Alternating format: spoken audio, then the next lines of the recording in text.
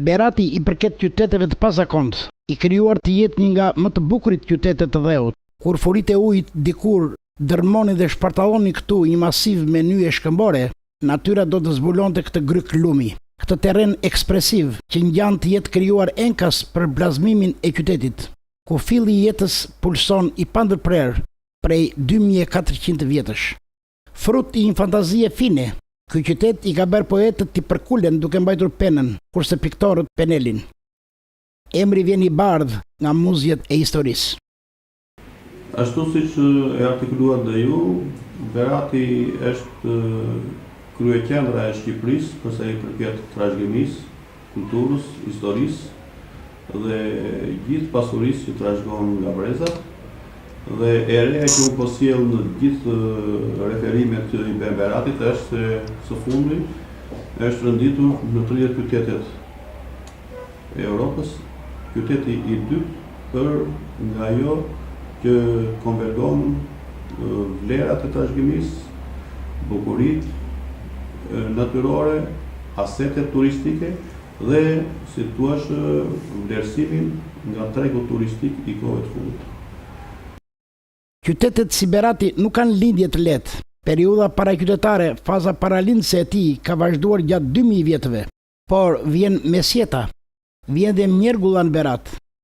Një sër qytetesh tjerë shqiptar briti shuhen. Ai qëndron duke mbetur I vetëm në një hapësirë të gjerë, fusha përpara dhe male pas shpine.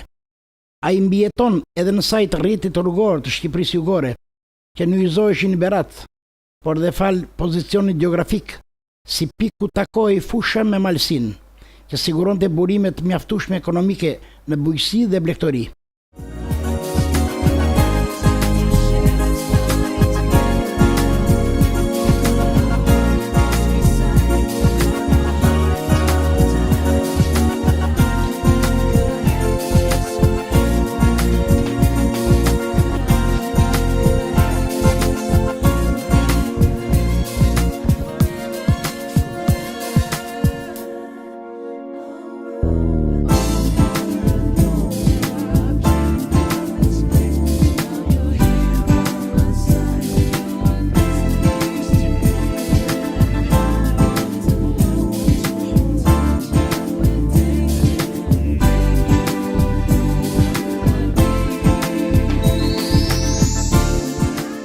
Edhe në kushtet e një ekonomie të mbyllur, Berati vijoi mundësi zhvillimi, vendosen marrëdhënie feudale dhe evidentohet një shtres fisnikësh.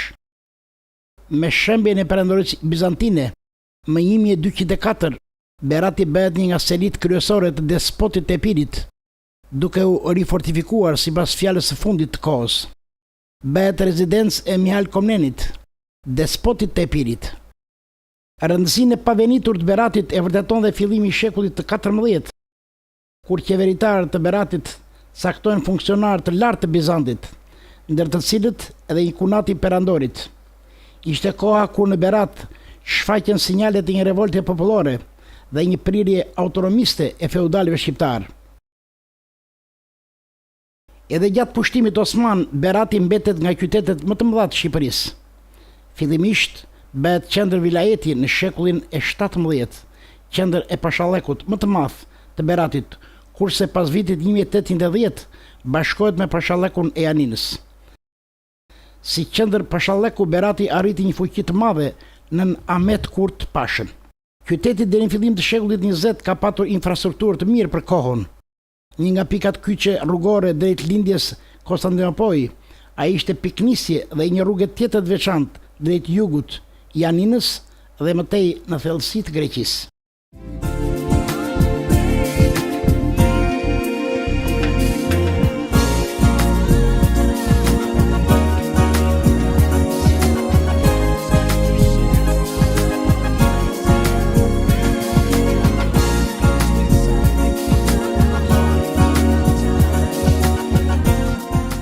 Kodra ku ngrit qyteti është 187 metra lartë dhe ka formë një trekëndshi jo të rregullt të rrethuar me mure që formojnë 3 anë të gjata dhe të lakuara.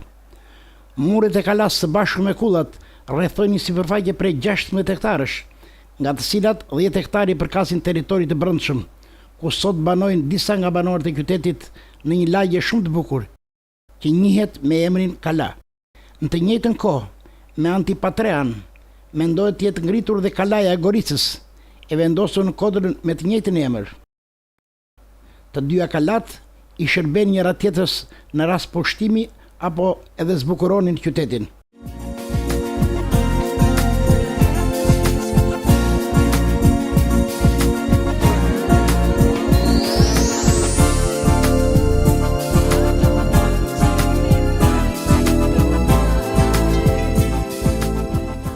Në qytetin e Beratit dy janë komunitetet kryesore të popullsisë, për nga ana fetare, ai banorëve ortodoks dhe ai banorëve musliman, Bektashi. Në fillimet e tij qytetin e krijuan komuniteti katolik dhe ai ortodoks. Kjo për arsye se komuniteti musliman u krijua në shekujt e mëvonshëm në kohën e sundimit të perandorisë osmane. Formë më të plot komuniteti musliman e mori në shekullin 18-19. Prania e kishave të kohës, kur ende nuk ishte krijuar kisha ortodokse, dëshmon se komuniteti katolik ishte ai më i hershëm në qytet. Më pas filloi të bëhej më i plot komuniteti ortodoks dhe më pas ai musliman Bektashi. Ata din të respektojnë njëri tjetrin dhe të mirëpresin në të mirë dhe në të keq të tjerët. Këta e kanë dëshmuar gjatë gjithë historisë.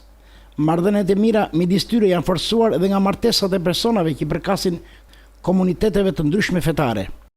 Pa dyshim që një nga vlerat ose një nga pikat e referimit ose të cilësive të Beratit si kryeqendra edhe harmonisë, tolerancës dhe bashkëjetesës fetare, ndodhet në radhë parë për natyrshmërinë e lidhjeve shpirtërore të hershme që ka ndodhur midis feve në Berat, që janë transmetuar pastaj brez pas brezi, ndërkohë është harmonizuar dhe me prezencën e objekteve të kultit, musliman, ortodoks, Bektashi dhe me radhë, dhe pastaj pasurohet me një lloj ngjizje që martesat, kushtit, fqinjësit, raportet e shpërndarjes në qytet të komuniteteve janë fare pa dallim, dhe kjo është një vlerë shumë e spikatur, sepse në radhë parë pasqyrohet shpirtërisht, nuk pasqyrohet me referenca ndarjesh statistike, referohet në gëzimet e përbashkëta, në festat e përbashkëta, dhe është edhe një tregues që ne sot na cilësojnë edhe ndërkombëtarisht për këtë model që i japim vijit shoqërisë botërore për harmoni fetare, tolerancën, bashkëjetesën njerëzore dhe për vlerat që kanë kultivuar besimet fetare, jo duke cilësuar dallimin, jo duke cilësuar ritualet, por duke bashkëjetuar së bashku. Aq më tepër këto vlera marrin një lloj, si thua, vëmendje sot kur në politikat ndërkombëtare ndeshim me luftën dhe me aktet terroriste, ndeshim me diferenca fetare, ndeshim dhe me një luftë fetare që dal nga dal po bëhet shqetësim global, por Shqipëria jep shembullin më të mirë dhe modelin më të mirë jo vetëm për veten e vet, por edhe për popullin e Ballkanit të Europës, dhe pse jo dhe për gjithë botën. Dhe fatmirësisht Zoti ka bekuar Shqipërinë, dhe sidomos Beratin që është i ekspozuar dhe model rrezatimi në çështjet e bashkëpunimit të tolerancës dhe bashkëjetesës fetare. Në traditën e mirë të harmonisë fetare, bëjnë pjesë dhe festimet e përbashkëta të festave fetare. Është një gjë normale që një musliman të shkojë në kishë apo një krishter ortodoks apo katolik të uroj Bajramin një muslimani. Prania e disa komuniteteve etnokulturore në qytetin e Beratit është pasuri si shpirtërore ashtu edhe materiale. Unë kam parë dhe emisionet e tjera të televizionit Apollon dhe më kanë kënaqur dhe për të po ju falenderoj dhe një. Qyteti i Beratit në vetvete mbart histori nga më të ndryshme. Një nga historitë më të veçanta të qytetit të Beratit është dhe bashkëjetesa fetare. Këtë mund ta shikojmë në gjithë hapësirën e jetëgjatësisë të tij, edhe te ndërtimi i kishave dhe xhamisë, që ne këtu pranë kemi xhamin 500 vjeçare, që quhet Xhamia e Plumit, dhe kishën që kemi katedralen Shën Dhimitri, që do të thotë që janë në një afërsi rreth 100 metra me njëra tjetrën. Kjo do të thotë vetëm bashkëjetesë. Një tjetër arkitekturë e përsosur që mbart historinë e saj është dhe vetë ndërtimi në 7 kodrat e Beratit. Ajo që çka është më shumë më pikante janë lagjet, janë 3 lagje, Goric, Mangalem dhe Kala. Kështjella është një e veçantë dhe është më e veçanta thuajse në të gjithë Ballkanin. Për këtë arsye, sepse gjatë gjithë gjatësisë të krijimit të Beratit nuk e ka ndërprerë jetë gjatësinë e saj dhe ende vazhdojnë të banojnë në Berat, në Kala mbi 1000 banor edhe sot e kësaj dite. Berati ka veçantinë e bashkëjetesës. Këtu pjesë më e madhe e popullsisë muslimane dhe ortodokse. Dhe këto fe shkojnë në harmoni me njëra tjetrin ndër shek, jo se është tani. E veçanta është që unë mund të konkretizoj këtë edhe me festat që bëjnë të krishterët dhe muslimanë. Neve i bashkë jetojmë dhe i festojmë bashkë festat. Kështu që ne vemi në një mbushëm kishat dhe xhamit në çdo lloj feste që kanë këto 2 besime fetare. Një tjetër e veçantë e Beratit është dhe ujtë e bekuar, e cila thuajse është kthyer në një festë pagane ndër vite dhe atje te ure e Goricës mlidhen me qindra dhe mijëra qytetarë për të festuar. E veçantë e kësaj feste është e ujtë bekuar është 3 vjetëresht e kanë marrë djemtë muslimanë dhe ata me kryqin e bekimit që marrin nga metropoli, shkojnë edhe në trokasin, edhe në shtëpitë e krishterëve dhe në shtëpitë e muslimanëve për të marrë bekimin që e quajmë ne në gjuhën fetare. Dëshmitë për bërjes ndryshme etnokulturore të qytetit Berat janë objektet e ndryshme fetare, si kishat e vjetra kristiane, kishat ortodokse, xhamit dhe të qetë. Komunitetet kanë dhe festat përkatëse. Kështu dita e ujit bekuar 6 janar është festa e komunitetit ortodoks. Dita e Novruzit 22 mars është festë e muslimanëve Bektashin. Pashkët katolike dhe ortodokse janë festat katolikëve dhe ortodoksëve. Festa e Bajramit Madh dhe Kurban Bajramit sipas kalendarit muslimanëve janë festat muslimanëve. Krishtlindjet 25 dhjetor është festë e katolikëve dhe ortodoksëve. Dita e verës në 14 mars festohet nga gjithë komunitetet.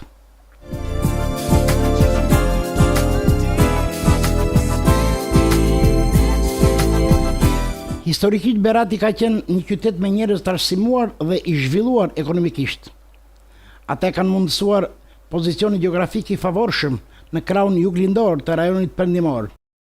Hapja e shumë shkollave që nga viti 1908 nga Bab Dud Carbonara, si dhe në vazhdim, numri i madh i shkollave në kohët e sotme tregon për një popull arsimdashës.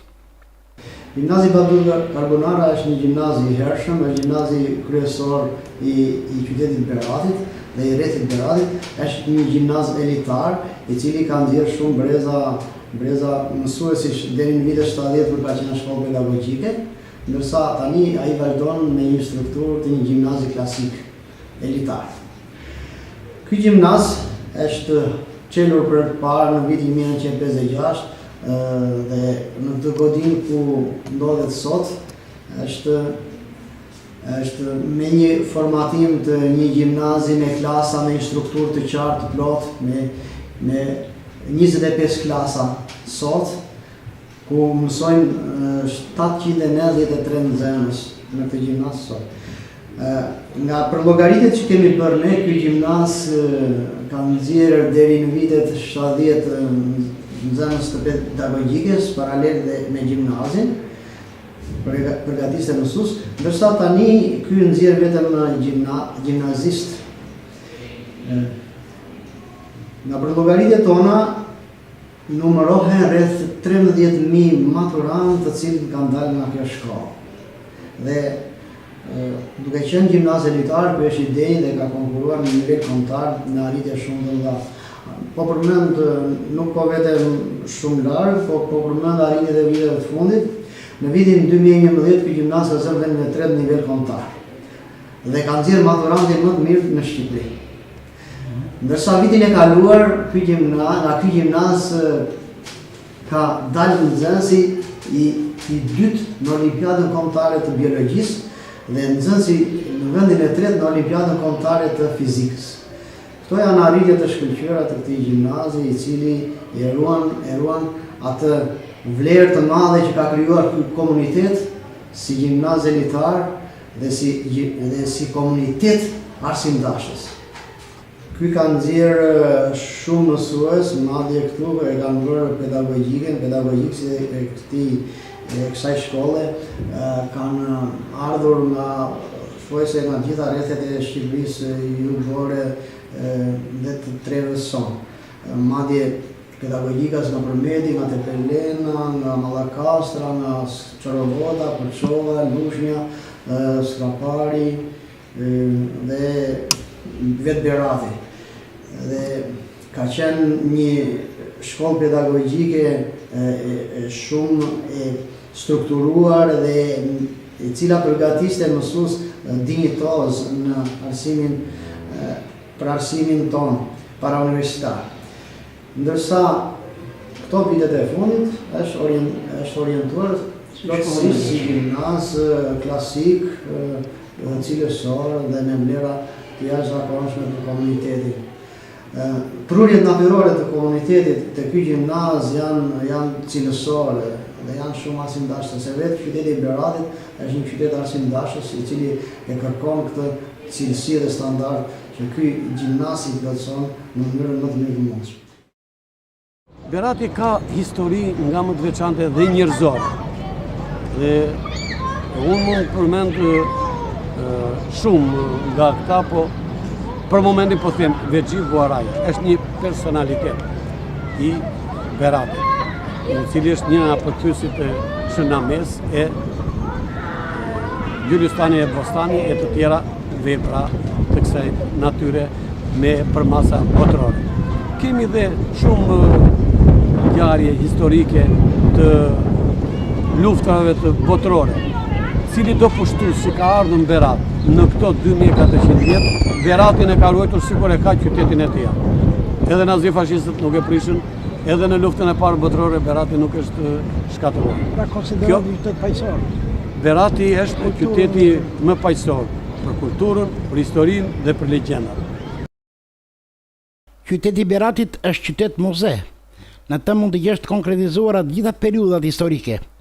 Në Kala mund të gjesh gjurmë të antikitetit të mesjetës, ndërsa në pjesën poshtë të Kalas mund të gjesh banesa karakteristike kur Berati ndodhej në perëndorinë osmane dhe deri në ditët tona.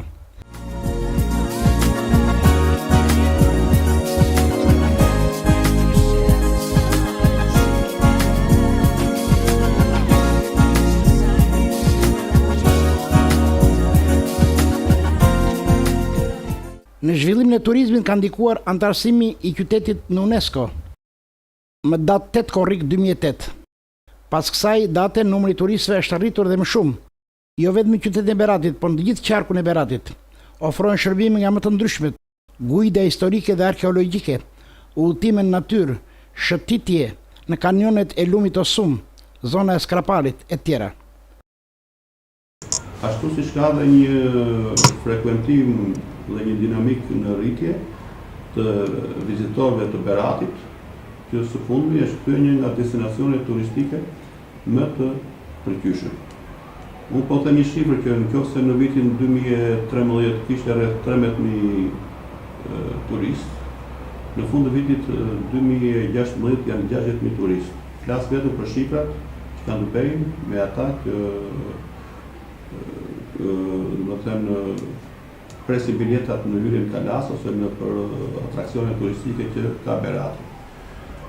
Dhe vlerat e Beratit nuk janë thjesht vlerat e trashëguara në histori, në arkitekturë, në kulturë shpirtërore dhe materiale, me qeverisjen e kryeministit Rama janë shtuar vlerat e reja që kanë të bëjnë me rilindjen urbane që ka ndodhur në qendrën e qytetit, por edhe në përmirësimin e infrastrukturës që lidh Beratin me rrugët nacionale, siç është rruga Berat-Lushnjë, si dhe investime të tjera të cilat Berati nuk i ka pas për 20 vite në periudhën e demokracisë.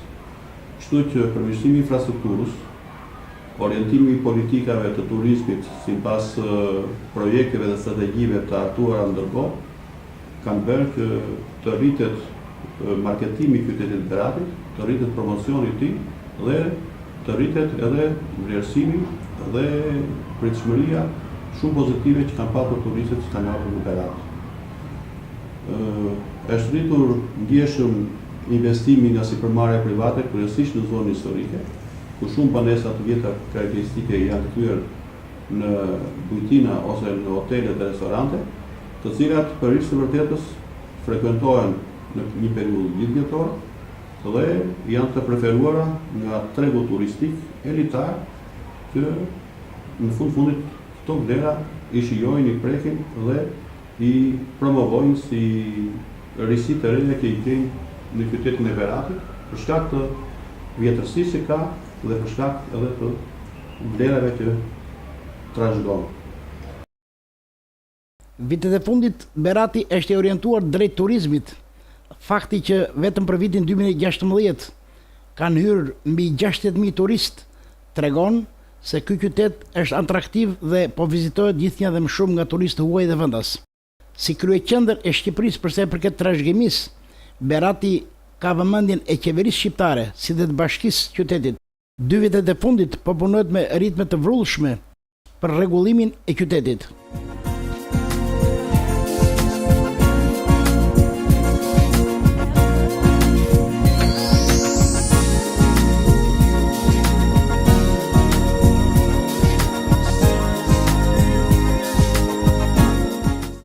Në projektet e saj nëpërmjet financimit me fondin zhvillim të rajoneve e ka financuar tërësisht projektin që i shton Beratit pedonalen më të gjatë që nga ura e Goricës deri te Sadumiri, si dhe gjithë lotet e tjera që përfshihen në projekt kanë bëjë me hapësirat e qendra, me zhvillimin e bizneseve që përfshihen në akset kryesore të qendrës së qytetit, me rregullimin e trafikut duke i larguar mjetet e rënda nga qendra e qytetit dhe unë mund të them që është katërfishuar përfitueshmëria e bizneseve që janë në aksin kryesor të qendrës nga fakti i projektit që ka të bëjë jo thjesht me përmirësimin e infrastrukturës, por ka të bëjë me një zhvillim të qëndrueshëm të biznesit dhe përfitueshmërinë e lartë që kanë bizneset nga frekuentimi i lokaleve dhe nga shumëllojshmëria e bizneseve që zhvillojnë dhe të gjitha këto janë në funksion të tregut turistik. Qyteti i Beratit tashmë është kthyer në një kantier ndërtimi me rrugë dhe pedonale. Një vëmendje të veçantë do të ketë rregullimet mbi lumin Osum me urat lidhëse me lagjen e përtejme të Goricës, si dhe hapësira të gjelbërta.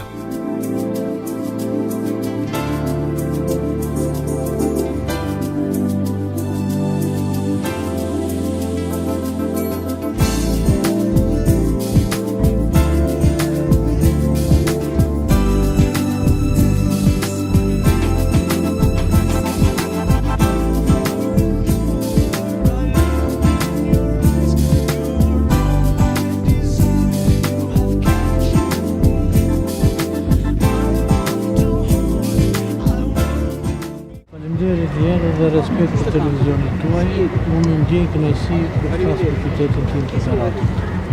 Siç e shikoni, qyteti i Beratit është kthyer tashmë në një kartier të ndërtimi, ku po investohen sidomos për infrastrukturën rrugore, për mjediset shlodhëse, si dhe në investimet për problemet e turizmit. Po të jesh me vëmendje të kuptosh punët që po bëhen, unë ndjej kënaqësi të bëj me dije se Berati nga viti në vit po ndryshon fytyrën e tij dhe si rezultat i zbukurimeve dhe ndryshimeve në investimet rrugore është shtuar së tepërmi numri i vizitorëve.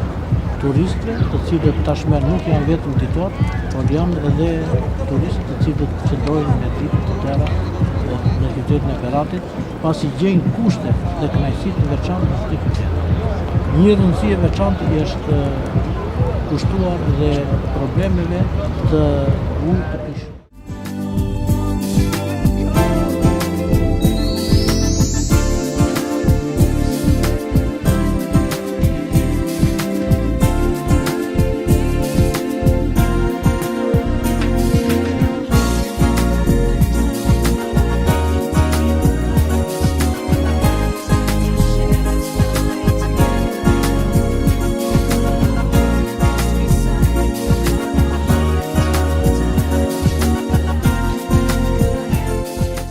Banesat karakteristike të qytetit Beratit gjenden edhe në qytetet të tjera të Shqipërisë, pasi ato janë ndërtuar kryesisht në kohën kur Shqipëria ishte në sundimin e perandorisë osmane. Berati, për sa i përket arkitekturës tradicionale, ka ngjashmëri me banesat e qytetit Gjirokastërës, edhe pse banesa tradicionale gjirokastrite është e tipit kull. Shtëpitë beratëse kanë një mbizotërim të ngjyrës së bardhë, të mureve dhe të kuqe të çatisë.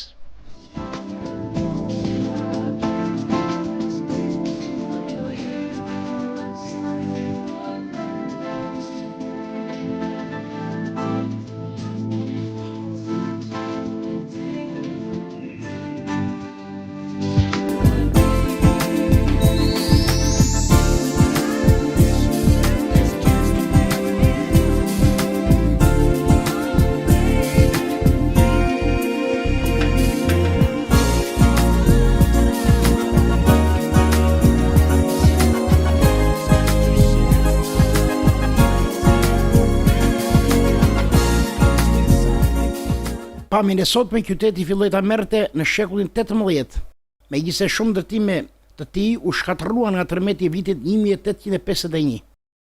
Qyteti u zgjeruar akoma më shumë në shekullin e 19. Gjurmë të ndërtimeve të këtyre shekujve i gjen sot në lagjet muzeale: Mangalem, Goric, Kala dhe Murat Çelepias. Me vendosjen e komunizmit, disa nga ndërtimet e vjetra u zvendësuan me të reja, ndërkohë që ndërtimet të tjera i ushtuan qytetit. Dhe sot qyteti po zgjerohet dhe pasurohet me ndërtime të reja, me pedonale gjigande, rrugë, parqe të gjelbëruara dhe në tërësi infrastruktura e nevojshme e qytetit.